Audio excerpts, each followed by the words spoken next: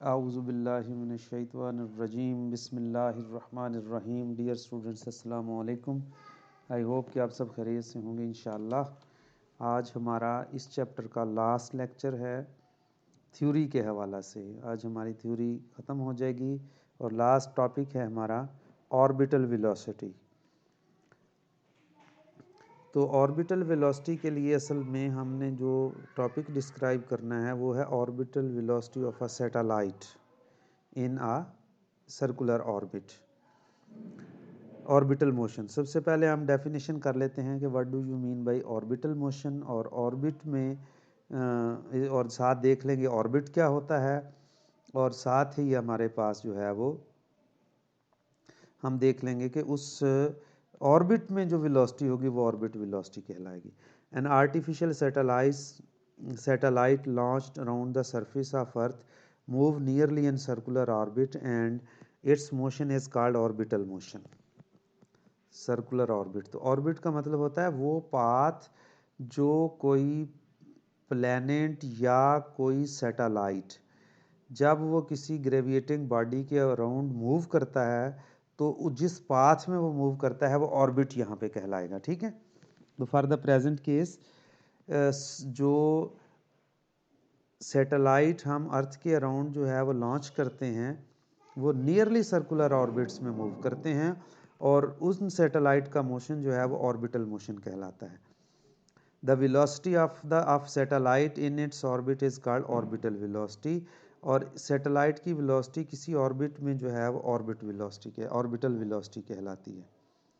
Expression for orbital velocity, इस lecture में हमने कैलकुलेट करना है एक्सप्रेशन फॉर ऑर्बिटल वेलोसिटी। ये एक फिगर में जो है ना वो आपको दिखाया गया है। सैटेलाइट अर्थ के अराउंड जो है वो मूव करता है।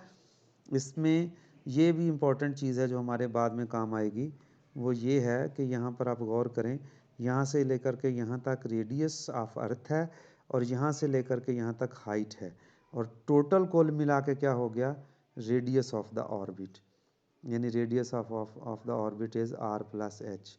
ये यहाँ ना भी अगर ज़रूरत पड़ेगी लेकिन हमें ये ज़रूरत पड़ेगी नेक्स्ट टाइम MCQs और शार्ट क्वेश्चन पे।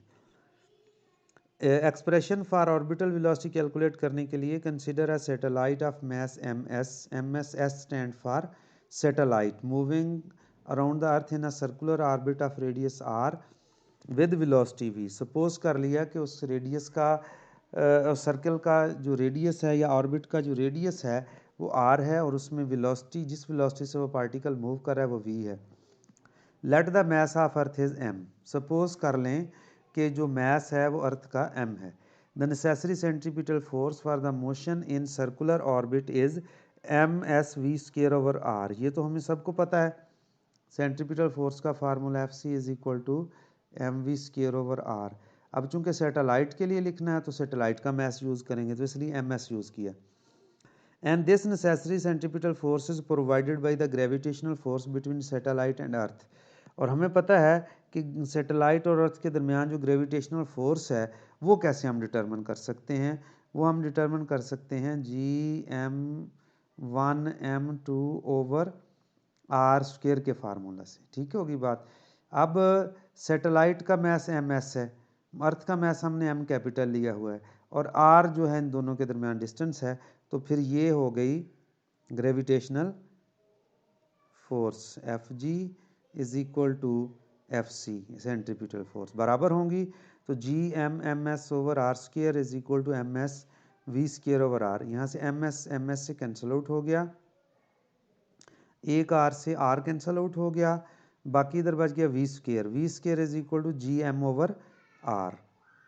ठीक है ना, और v इज इक्वल टू दोनों तरफ स्क्वायर रूट ले लिया, v² is equal to Gm capital mass of earth into under root.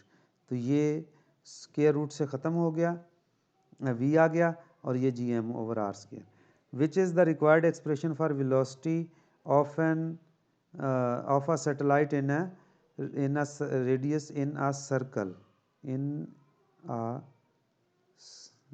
N orbit. ये ऑर्बिट का लफ्ज़ लिखना था यहाँ पर ना, वो गलती से मिस हो गया हुआ, ये लिख लें in an orbit. Of radius R. तो ये इसमें भी लिख सकते हैं एक्सप्रेशन फॉर ऑर्बिटल वेलोसिटी, क्योंकि अब हम ऑर्बिटल वेलोसिटी निकाल रहे हैं।